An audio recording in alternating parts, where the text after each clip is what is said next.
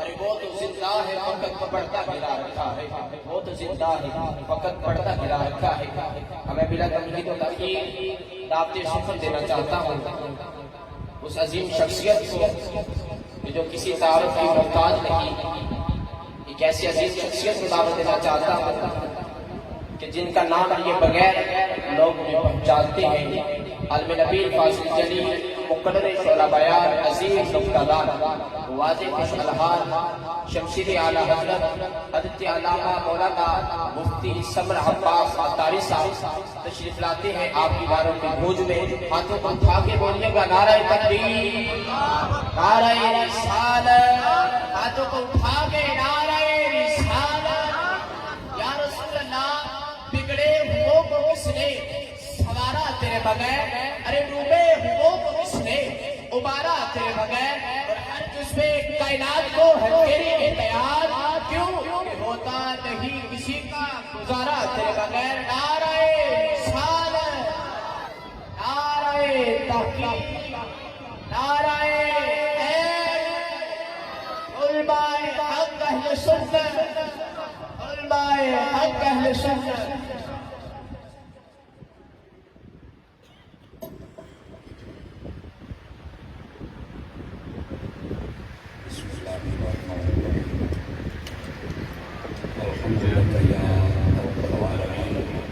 والصلاة والسلام على خاتم الأنبياء والمرسلين أما بعد فأعوذ بالله من الشيطان الرجيم بسم الله الرحمن الرحيم ألم نشرح لك صدرك ووضعنا عنك وزرك الذي أنقض ظهرك ورفعنا لك ذكرك آمنت بالله صدق الله العظيم وبلغنا رسوله النبي الكريم الأمين إن الله وملائكته يصلون على النبي يا أيها الذين آمنوا صلوا عليه وسلموا تسليما۔ درود پاک پڑھ لیجیے سبھی احباب۔ الصلاة والسلام عليك يا سيدي يا رسول الله وعلى آلك وأصحابك يا سيدي يا حبيب الله۔ انتہائی عزت و تکریم کے لائق زینت محفل سادات کرام، بالخصوص علماء کرام، جملہ کشاکان صحابہ و اہل بیت، اللہ رب العزت کی فضل و توفیق سے ہم سب آج کی اس خوبصورت بزم پاک میں شریک ہیں۔ دعا گو ہوں خلاق عالم ہم سب کا حاضر ہونا اپنی بارگاہ اقدس و انور میں قبول و منظور فرمائے۔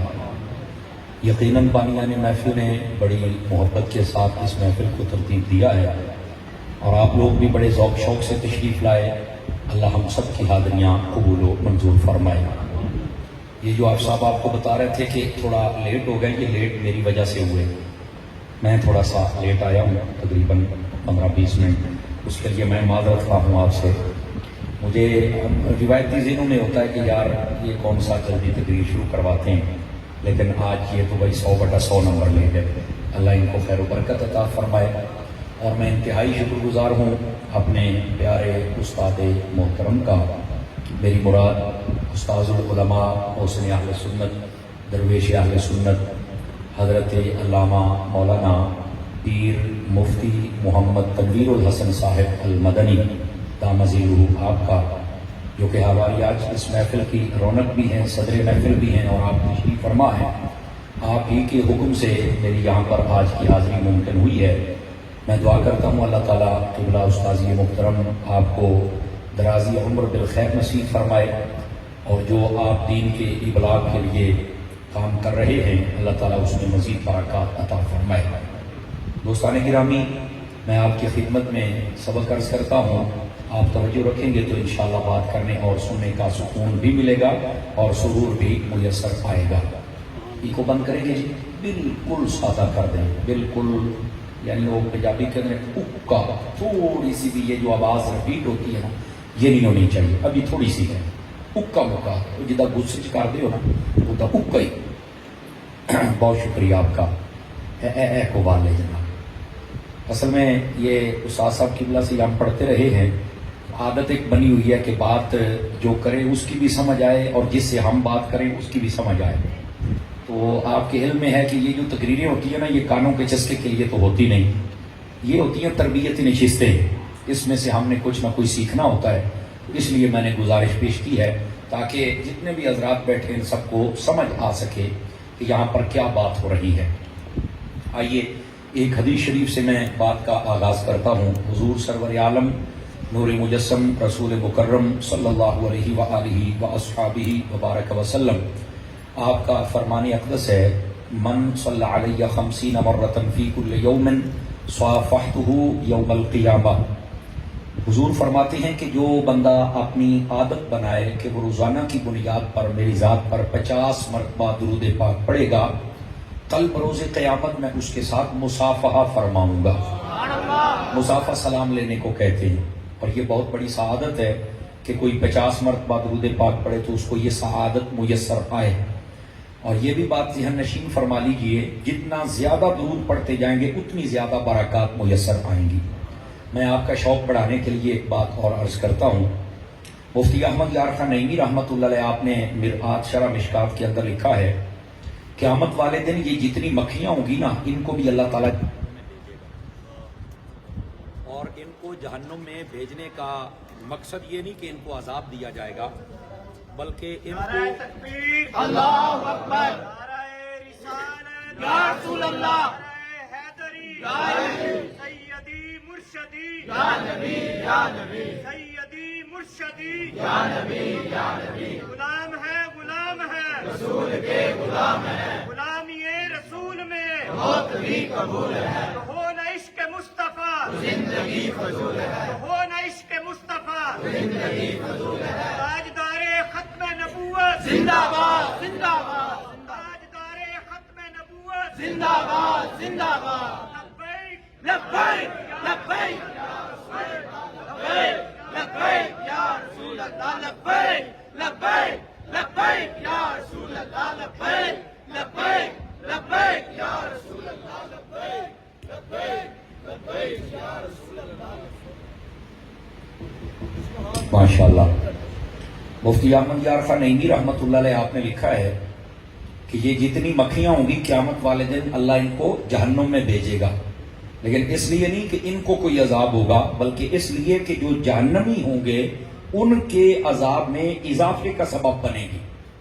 اور آپ کو یہ معلوم ہونا چاہیے کہ یہ جو مکھی ہوتی ہے، یہ اگر بندے کو تنگ کرنے لگ جائے نا تو 6 فٹ کے بندے کو یہ سونے نہیں دیتی ہے، بہت تنگ کرتی ہے۔ نہ تو یہ ہتھے چڑھتی ہے کہ بندہ پھڑ کے 2-4 چنڈا مار چھڑے، تے نہ ہی ہتھی چڑھتی کہ بندہ کان پھڑا چھڑے تو 2 سوٹے مارے۔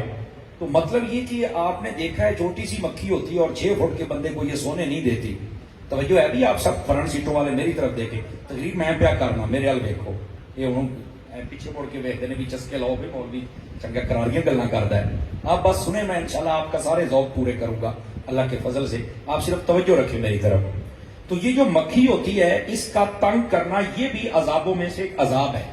تو فرمایا کہ ان سب کو بھیجا جائے گا کہ یہ جہنمیوں کو عذاب آگ کا تو ہے ہی ہے، باقی تو سب کچھ ہے، ان کو یہ عذاب بھی دیا جائے کہ ادھر سے آگ ان کو تنگ کرے، ادھر سے مکھیاں ان کو تنگ کریں۔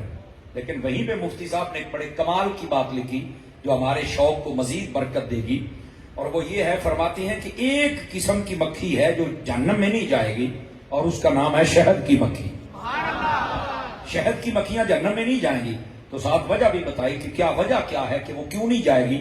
فرمایا دراصل بات یہ ہے کہ جب وہ اپنے چھتے سے نکل کے جاتی ہے یہ پھولوں کے رس وغیرہ چوسنے کے لیے، اور جب واپس آتی ہے جاتے بھی اور آتے بھی وہ حضور کی ذات پہ درود و سلام پڑھتی رہتی ہے۔ تو فرمایا یہ درود پاک کی برکت اسے یہ میسر آئے گی کہ وہ جہنم میں نہیں جائے گی۔ تو میرا خیال ہے جتنے آپ سنجیدہ فکر لوگ بیٹھے ہیں، ہمارے لیے اس میں سبق تو ہے، اگر مکھی درود پڑھے تو وہ جنت میں جائے گی، اشرف المخلوقات انسان اور امتی اور عاشق رسول درود پڑھے تو وہ کیسے جنت میں نہیں جائے گا۔ اس واسطے درود پاک ضرور پڑھا کریں، اللہ تعالی ہم سب کو عمل کی توفیق عطا فرمائے۔ اب آئیے، جو سورہ پاک کا ابتدائی حصہ میں نے تلاوت کیا ہے اسی کا سہارا لے کر بات کو آگے چلتے ہیں۔ اللہ رب العزت نے فرمایا الم نشرح لک صدرک، اے محبوب کیا ہم نے آپ کا سینہ کھول نہیں دیا ہے۔ یہ جو سینہ کھولنا ہوتا ہے علماء فرماتے ہیں کہ اس کے 2 معانی، مطالب اور مفاہیم ہوتے ہیں۔ تفسیر مغری کے اندر قاضی ثناء اللہ پانی پتی رحمۃ اللہ علیہ آپ نے لکھا ہے کہ یہ کیوں آقا کریم علیہ السلام کو فرمایا گیا کہ کیا ہم نے آپ کا سینہ کھول نہیں دیا۔ فرمایا وجہ یہ تھی کہ یہ جو کافر تھے یہ آقا کریم علیہ السلام کو بڑی عجیب و غریب قسم کی باتیں کرتے اور تانے دیتے تھے اور آپ کا دل دکھاتے تھے. تو آقا کریم علیہ السلام کو بسا اوقات کوئی باتیں ان کی جب اچھی نہ لگتی تو قلب اطہر پہ گران گزرتا تھا.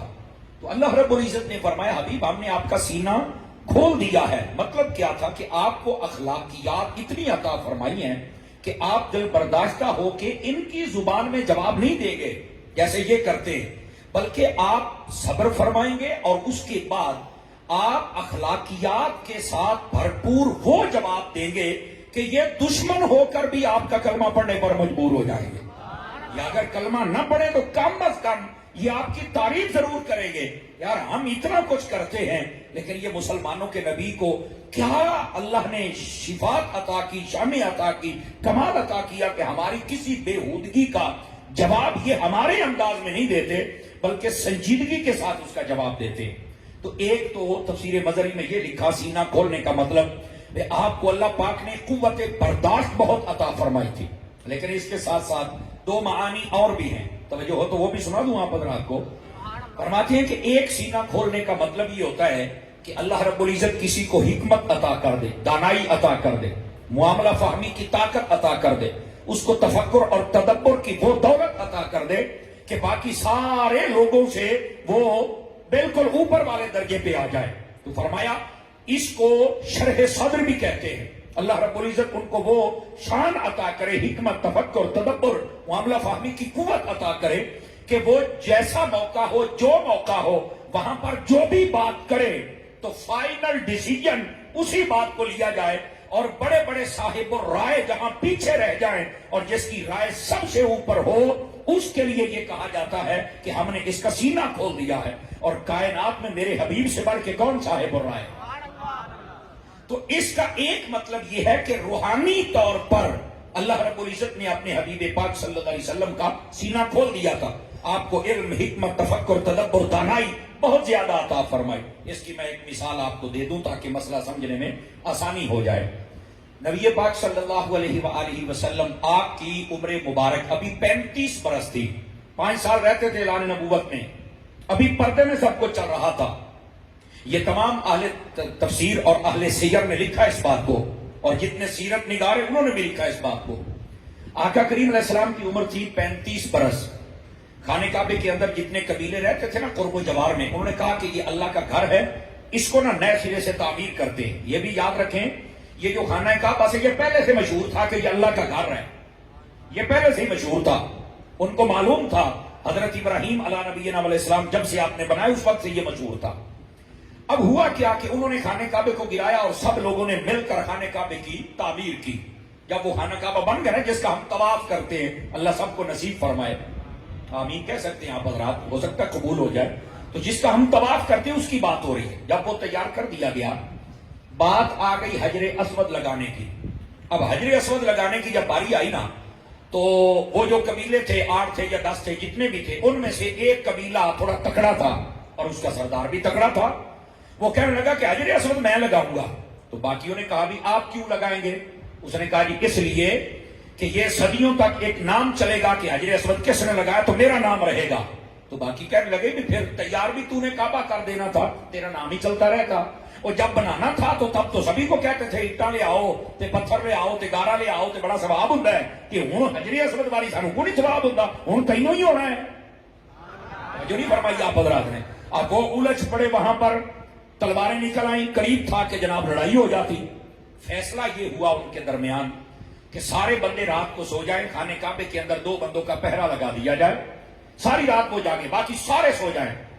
جو صبح پہلے اٹھ کے خانہ کعبے میں آئے گا نا وہ جو فیصلہ کرے گا تو وہ ہم مان جائیں گے.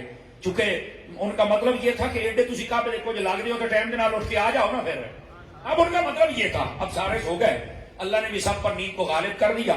جب وہ وقت ہوا برکت والا جس کو ہم تہجد کا کہتے ہیں، اگرچہ بات پردے میں تھی لیکن اس کے باوجود اللہ نے اپنے حبیب کو بیدار فرمایا اور حبیب کو بھیجا خانہ کعبہ کی جانب.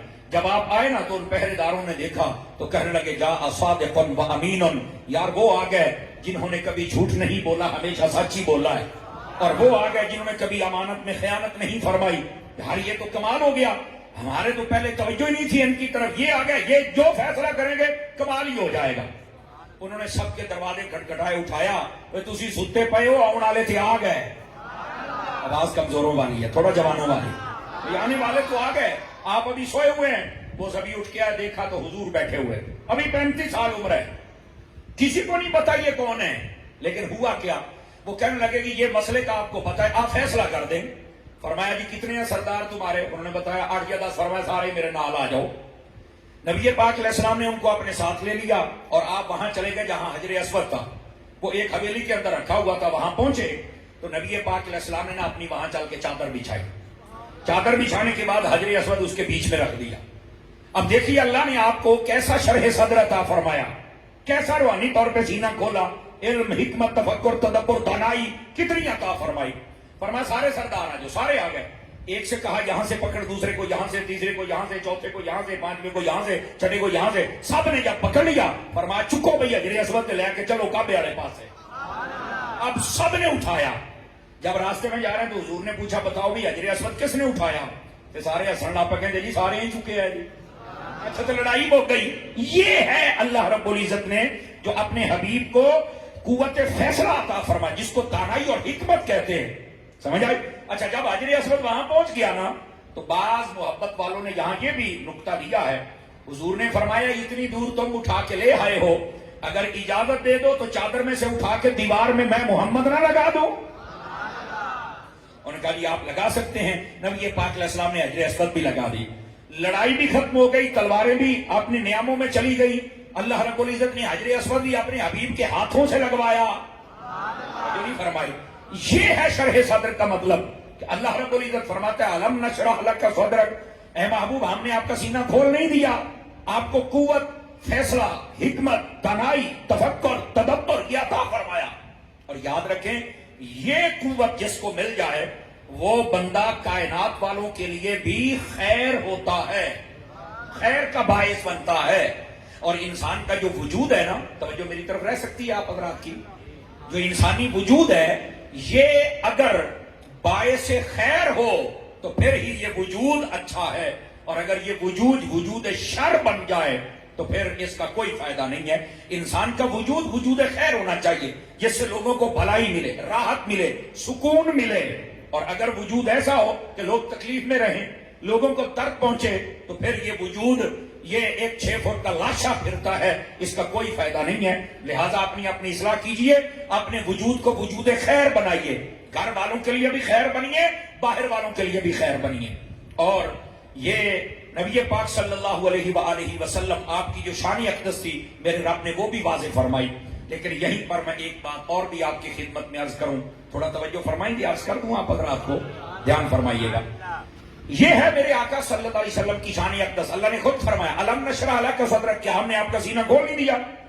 اور دوسری طرف اگر آپ 16واں پارہ پڑھیں تو وہاں پر سورہ طٰہٰ شریف پڑھیں تو اس کے اندر یہ مضمون ملتا ہے، جب اللہ رب العزت نے حضرت موسیٰ علیہ السلام سے کہا کہ آپ جائیں اور فرعون کو اپنے رب کا پیغام پہنچا کے آئیں، تو وہاں پر حضرت موسیٰ علیہ السلام نے کہا تھا رب اشرح لی صدری ویسر لی امری واحلل عقدۃ من لسانی یفقہوا قولی، یا اللہ پھر میرا سینہ تو کھولنا۔ نہیں توجہ فرما رہے آپ حضرات، میرے معاملے میں آسانی تو پیدا فرمانا، پھر میری زبان کے اوپر جو بھی عقدہ ہے، جو بھی اٹکل ہے، جو رکاوٹ ہے، یا اللہ وہ دور کر تاکہ میں تیرا پیغام پہنچاؤں۔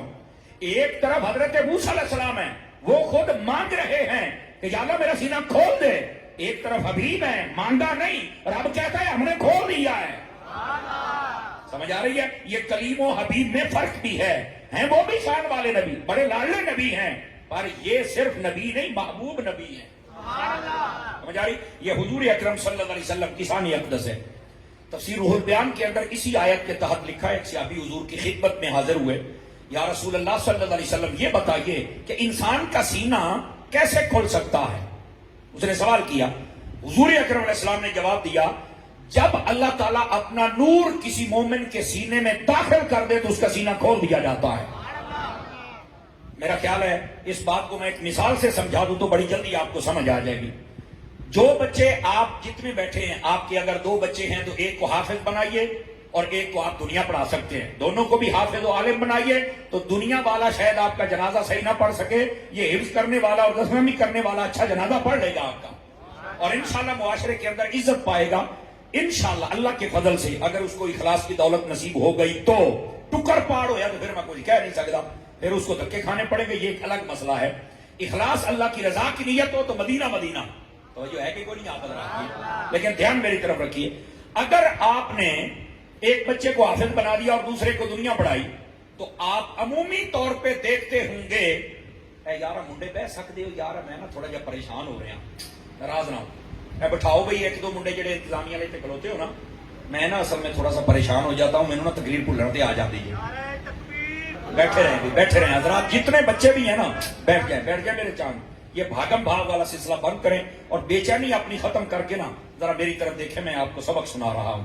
ناراض تو نہیں ہوئے آپ حضرات؟ تو بولو تے صحیح نا, بہت اچھی بات ہے, ناراض نہیں ہونا آپ نے, بس توجہ میری طرف رکھنی ہے اور ادھر میری طرف دیکھیے تاکہ مسئلہ آپ کی خدمت میں عرض کروں.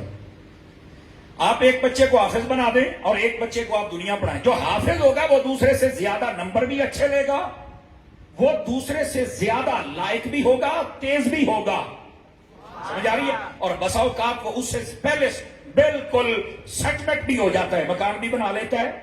دین پڑھنے والا بچہ شادی بھی ٹائم دے ہو جاتے, بچے بھی چوکھے ہوتے سوں. ایسے ہی ہے نا جی.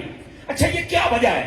تو میں نے کہا اگر یہ حدیث آپ پیش نظر رکھیں, قرآن کو نور کہا گیا, وَأَنزَلْنَا إِلَيْكُمْ نُورًا مُبِينًا, فرمایا کہ ہم نے نور مبین نازل فرمایا, ٹھیک ہے, تمہاری جانب. تو یہ قرآن نور ہے, جب اس کے سینے میں آ جائے تو اللہ تعالیٰ اس کا سینہ ویسے ہی کھول دیتا ہے. اس لیے وہ تیز ہوتا ہے, لائق ہوتا ہے, ذہین ہوتا ہے. یہ کمال اس کا نہیں ہے, کمال اس قرآن کا ہے.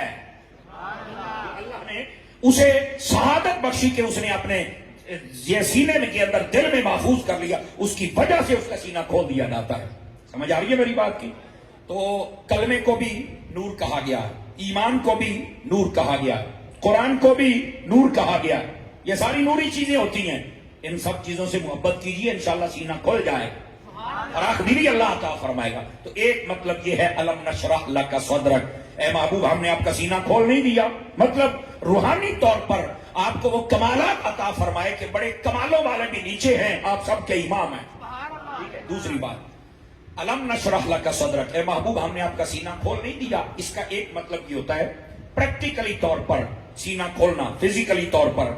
جیسے کسی کا دل کا بائی پاس ہو تو اس کا سینہ باقاعدہ کھولا جاتا ہے اور پھر دل نکال کے بائی پاس آپریٹ کیا جاتا ہے. نبی پاک صلی اللہ علیہ وسلم کا سینہ اس طرح بھی کھولا گیا تھا, بالکل حلق سے لے کر ناف تک آپ کا سینہ کھولا گیا تھا اور آپ کا دل بھی نکالا گیا, اور ایک مرتبہ نہیں 3 مرتبہ.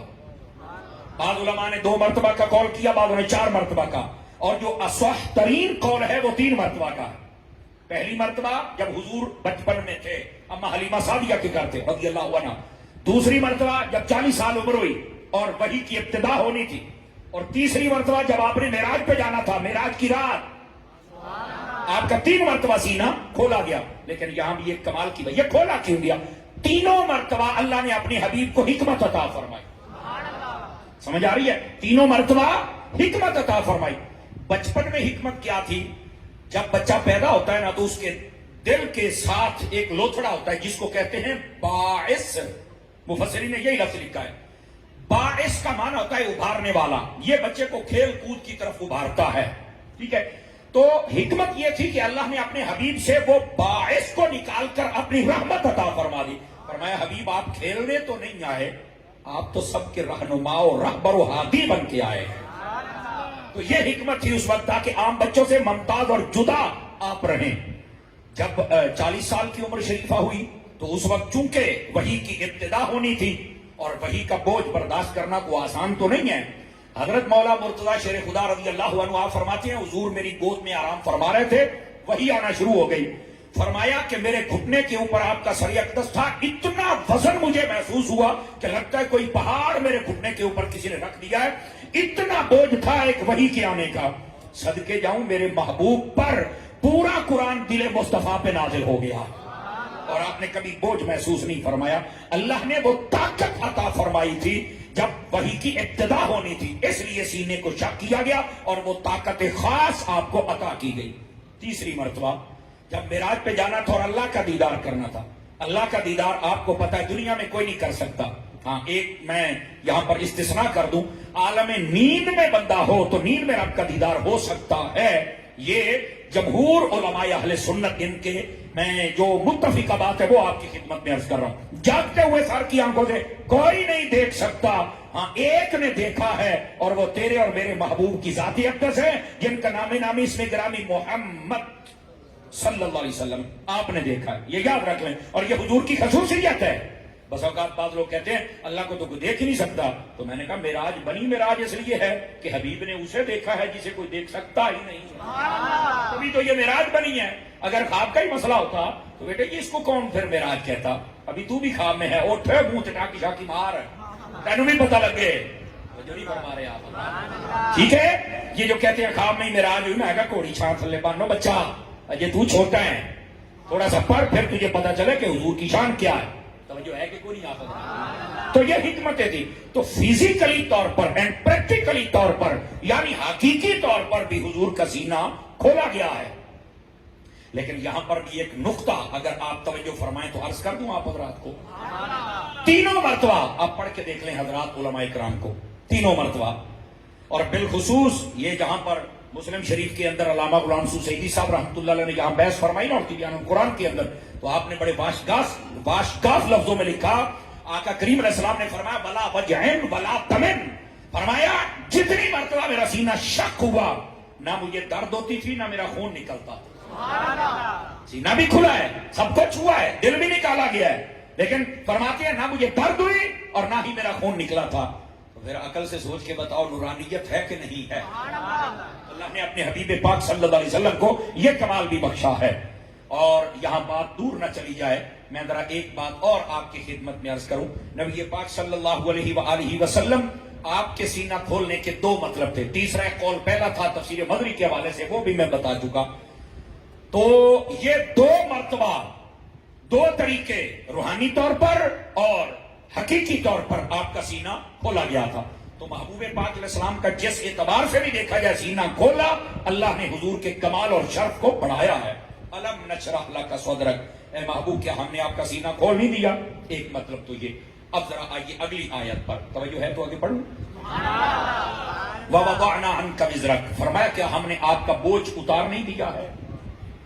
الَّذِي أَنْقَضَ ظَهْرَكَ, جس نے آپ کی پیٹھ توڑ رکھی ہے, جس کو ہم کہتے ہیں کمر توڑ رکھی ہے. یہ محاورتاً کلام ہوا ہے. کسی بندے کا جوان بچہ فوت ہو جائے نا تو ہم جائیں اس کے پاس فاتحہ پڑھنے کے لیے, تو وہ کہتا ہے سمر صاحب آپ آئے ہیں اور پیر مفتی محمد تنویر صاحب آپ آئے ہیں, آپ نے آ کے فاتحہ پڑھی ہے, مجھے سکون ملا, لیکن یار میرا نا لاک ٹوٹ گیا ہے. حالانکہ لاک ٹوٹیا کو نہیں ہوتا, مطلب اس پہ پریشانی اتنی لے جاتا ہے, وہ کہتا ہے یار مینوں بہت پریشانی ہے, اشارہ اس طرح ہوتا ہے. تو یہاں بھی اسی معنی میں یہاں پر بولا گیا. یہ محاورتاً جو محاورہ بولا جاتا تھا قرآن اسی کے مطابق نازل کیا گیا, انسانی عقول اسے سمجھ پائیں, اس لیے فرمایا حبیب آپ کا وزن ہم نے اتار دیا جس نے بظاہر آپ کی کمر توڑ رکھی تھی. تو اب سوچنے کی بات ہے یہ کون سا وزن تھا؟ تو اس میں پھر تین اقوال ہے. پہلا قول, وہ جو کافر باتیں کرتے تھے تو نبی پریشان رہتے تھے, تو فرمایا یہ اتنی پریشانی تھی جیسے کوئی کہتا کہ یار میرا تو لاکی ٹوٹ گیا, یار میں نہ کچھ کیتا ایک ہی پہ کر دینے. فرمایا حبیب ہم نے آپ کا یہ وزن اتار دیا ہے.